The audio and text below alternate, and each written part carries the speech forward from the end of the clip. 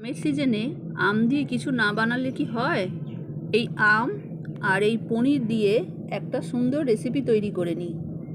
একটা মিক্সিং জারের মধ্যে টুকরো টুকরো করে আমগুলো কেটে নিয়ে নিলাম। এই পনিরগুলোকে ছোট ছোট টুকরো করে কেটে এর মধ্যে এবার দিয়ে দেব। এবার এর মধ্যে একটু চিনি মিশিয়ে দিচ্ছি। পুরো এইবার এইগুলোকে ভালো করে একটু পেস্ট বানিয়ে নেব।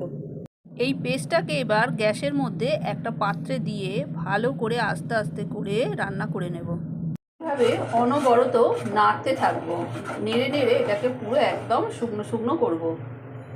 এর মধ্যে এবার এই গুঁড়ো দুধ পুরোটা দিয়ে এবার নাড়তে থাকবো।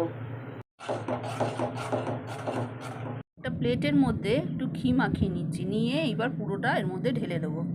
এইভাবে একটা প্লেটের মধ্যে নিয়ে কিশমিশ দিয়ে ভালো করে সাজিয়ে 1 ঘন্টা ফ্রিজে রেখে দেব। মিষ্টি কিছু খেতে ইচ্ছা করলে এই পাকা আমের তৈরি আমক্ষীরা দারুণ খেতে লাগবে।